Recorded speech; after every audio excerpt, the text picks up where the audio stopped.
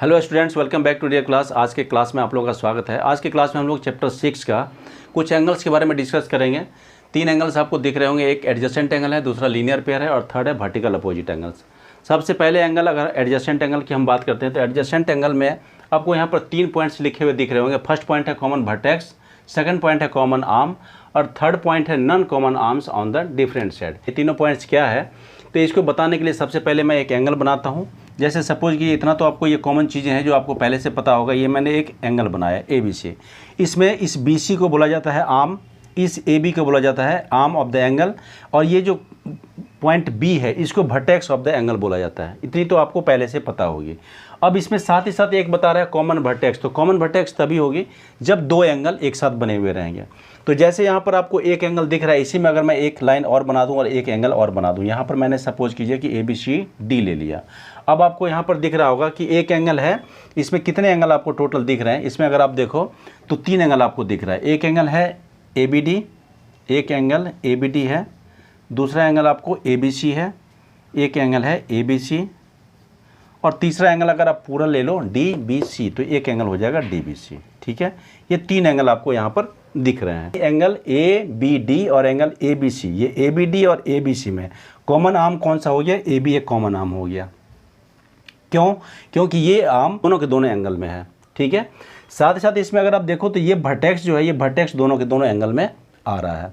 ठीक है, तो ये 2 चीज़ें तो आपको समझ में आ गई। कॉमन वर्टेक्स क्या है? अगर दोनों एंगल के बीच में अगर एक आर्म अगर इसका कॉमन हो तो उसको हम बोलेंगे कॉमन आर्म। ठीक है, साथ ही साथ वर्टेक्स इसलिए इसको कॉमन बोला गया है क्योंकि इस दोनों के दोनों एंगल में जो ABD एंगल है और ABC एंगल है, दोनों में एक जो वर्टेक्स है वो वर्टेक्स कॉमन है, इसलिए कॉमन वर्टेक्स। तो ये 2 चीज़ें आपको होना चाहिए, यानी 3 शर्तें हैं एडजेसेंट एंगल को होने के लिए। अगर ये तीनों शर्तों को फुलफिल करता है तभी वो एडजेसेंट एंगल हो पाएगा। तो ये फर्स्ट पॉइंट और सेकंड पॉइंट तो आपको समझ में आ गया होगा कि कॉमन वर्टेक्स क्या है और कॉमन आर्म क्या है। थर्ड पॉइंट में आपको बता रहा non common arm on the different side. तो जैसे ये कॉमन आर्म हो गया, वैसे अगर हम इसमें BD और इसमें BC की बात करें तो ये दोनों के दोनों नॉन कॉमन आर्म हो गए। यहाँ पर मैं लिख देता हूँ, ये हो गया हमारा कॉमन आर्म, ये कॉमन हो गया, और ये जो है वो नॉन कॉमन हो गया। मैं NC लिख देता हूँ इसको, ये नॉन कॉमन आर्म हो गए। और ऐसे ही इसका ये NC मतलब नॉन कॉमन आर्म हो गया। अब इसमें नॉन कॉमन आर्म अगर आप देखो तो इसमें क्या है, इसके अपोजिट साइड में यानी डिफरेंट साइड में है। ये कॉमन आर्म हो गया, इस कॉमन आर्म के इसके डिफरेंट साइड में इसके नॉन कॉमन आर्म है और इसके डिफरेंट साइड में ये नॉन कॉमन आर्म है। यानी जो कॉमन आर्म है उस कॉमन आर्म के डिफरेंट साइड में नॉन कॉमन आर्म है। ये चीज़ें भी होनी जरूरी है। अगर ये शर्तें कंप्लीट नहीं होगी तो वो एडजेसेंट एंगल नहीं होगा। जैसे मैं यहाँ पर बताऊँ कि ये 2 एंगल है, 3 एंगल आपको दिख रही है। इस 3 एंगल में मैंने अगर ABD ले लूँ, जैसे मैं इसको हटा दिया, मैं एक एंगल ले लूँ ABD और दूसरा एंगल ले लूँ मैं DBC। ठीक है, एक ABD ये वाला ABD और एक DBC, इस एंगल को अगर मैं ले लूँ।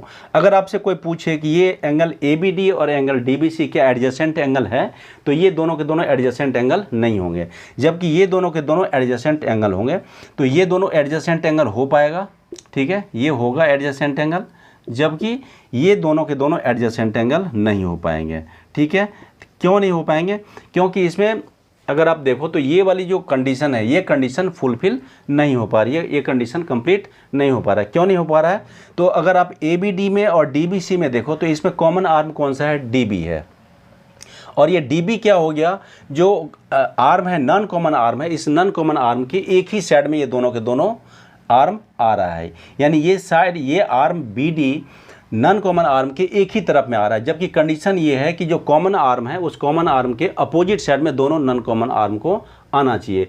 इस हिसाब से ABD और DBC एक एडजेसेंट एंगल नहीं हो सकता, जहां ABD और ABC ये दोनों के दोनों आपको एडजेसेंट एंगल हो पाएंगे, क्योंकि इसके जो नॉन कॉमन आर्म है वो नॉन कॉमन आर्म के जस्ट डिफरेंट साइड में है। ठीक है, तो आपको यहाँ पर समझ में आ गया होगा कि एडजेसेंट एंगल के लिए क्या कंडीशन होनी चाहिए, कब हम 2 एंगल को एडजेसेंट एंगल कहेंगे और कब हम 2 एंगल को एडजेसेंट एंगल नहीं कह सकते हैं। ठीक है, तो ये 3 कंडीशन अगर फुलफिल हो रही है तभी हम 2 एंगल को एडजेसेंट एंगल कहेंगे। अब इस एडजेसेंट एंगल के बाद दूसरा पॉइंट है हमारा लीनियर पेयर। लीनियर पेयर की अगर हम बात करें तो लीनियर पेयर बिल्कुल एडजेसेंट एंगल से बिल्कुल लिंक्ड है। जैसे एडजेसेंट एंगल मैंने यहाँ पर बनाया है तो दो एंगल की बात करेंगे, वैसे लीनियर पेयर में भी पेयर का मतलब आपको पहले से पता है कि पेयर का मतलब होता है दो। तो जब दो एंगल की हम बात करते हैं तभी बनता है हमारा लीनियर पेयर। लेकिन इससे थोड़ा सा डिफरेंट ये है कि इसमें दोनों एंगल का सम 180 डिग्री नहीं होता, लेकिन अगर यहाँ पर क्या होता है कि दो के दोनों एंगल का सम क्या होता है, एक 180 डिग्री बनाता है। तो यहाँ पर मैंने पॉइंट लिख रखा है कि two non common arms form a line, यानी दोनों नॉन कॉमन आर्म जो है, जैसे यहाँ पर मैं एक बनाऊँ एंगल ये, ठीक है, ये मैंने एक एंगल बनाया ABC और दूसरा एंगल मैं यहाँ पर अगर बना दूँ ऐसा, ठीक है, बिल्कुल स्ट्रेट, यहाँ पर अगर मैं D ले लूँ तो यहाँ पर देखो कॉमन आर्म इसमें कौन सा हो गया, कॉमन आर्म हो गया AB, ठीक है, ये कॉमन आर्म हो गया। और नॉन कॉमन आर्म कौन सा हो गया, इस वाले एंगल का नॉन कॉमन आर्म ये हो गया और इस वाले एंगल के नॉन कॉमन आर्म इस तरफ हो गए। ये दोनों के दोनों अपोजिट साइड में है तो इसलिए आप इसको एडजेसेंट एंगल बोल सकते हैं। लेकिन ये एडजेसेंट एंगल इस वाले एडजेसेंट एंगल से थोड़ा डिफरेंट है। डिफरेंट इसलिए है कि ये जो नॉन कॉमन आर्म है, यानी इसके नॉन कॉमन आर्म BD और BC एक स्ट्रेट लाइन फॉर्म नहीं कर रही है। लेकिन यहाँ पर अगर आप देखो तो ABD और ABC इस दोनों एंगल में जो नॉन कॉमन आर्म है, ये नॉन कॉमन आर्म एक स्ट्रेट लाइन को फॉर्म कर रहा है। स्ट्रेट लाइन मालूम है आपको कि 180 डिग्री का होता है। तो अगर दो एडजेसेंट एंगल का सम अगर 180 डिग्री हो जाए तो इसका मतलब है कि ये लीनियर पेयर हो जाता है। यहाँ पर आपका सपोज कीजिए कि मैं इस एंगल को ले लूँ X और इस वाले एंगल को ले लूँ Y, तो यहाँ पर क्या होगा कि X और Y इन दोनों को अगर आप ऐड करोगे तो ऐड करने के बाद 180 डिग्री होना चाहिए, ठीक है। ये लीनियर पेयर का मतलब सीधा कंडीशन ये है कि sum of two angle is if 180 degree then the angles are called linear pair. साथ ही साथ ये जो लीनियर पेयर है वो लीनियर पेयर को आप एडजेसेंट एंगल भी बोल सकते हैं, क्योंकि इन दोनों में भी एक कॉमन आर्म होता है और जो नॉन कॉमन आर्म है वो नॉन कॉमन आर्म के जस्ट डिफरेंट साइड में होता है, ठीक है।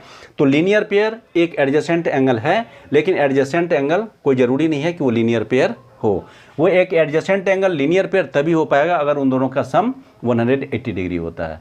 तो आपको समझ में आ गया होगा कि लीनियर पेयर क्या होता है। तो लीनियर पेयर वो एडजेसेंट एंगल है जिस दोनों एंगल का सम 180 डिग्री होता है, ठीक है।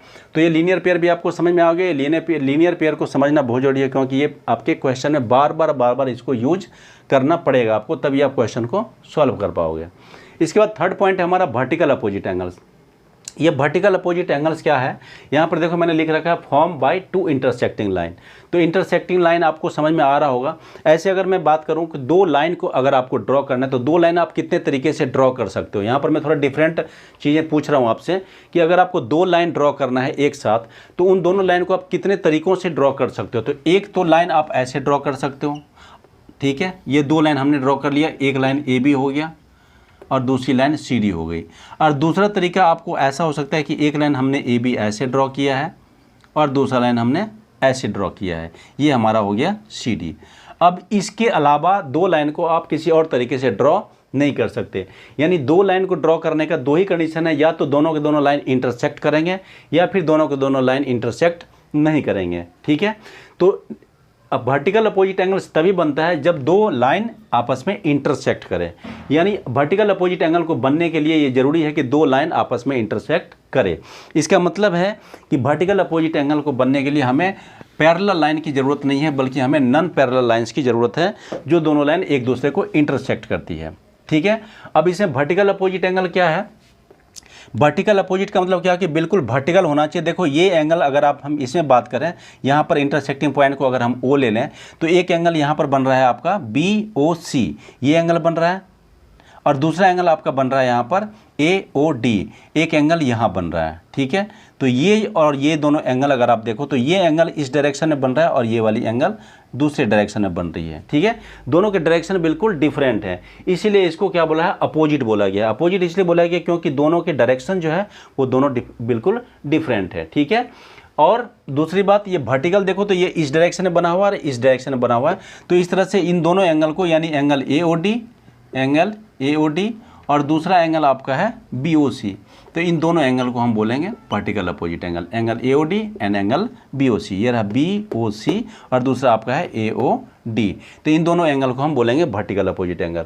इस एंगल को अगर सपोज कीजिए कि मैंने ले लिया एंगल 1 और इस वाले एंगल को ले लिया 2, तो ये एंगल 1 और एंगल 2 वर्टिकल अपोजिट कहलाएंगे। ठीक है, सेम टू सेम उसी तरीके से अगर आप देखो तो एक एंगल इस साइड में बन रही है और एक एंगल इस साइड में बन रही है। ठीक है, ये भी दोनों एक दूसरे के बिल्कुल अपोजिट हैं। तो इसी हिसाब से AOC, एंगल AOC और दूसरा एंगल है आपका BOD, ये BOD भी आपका वर्टिकल अपोजिट कहलाएगा।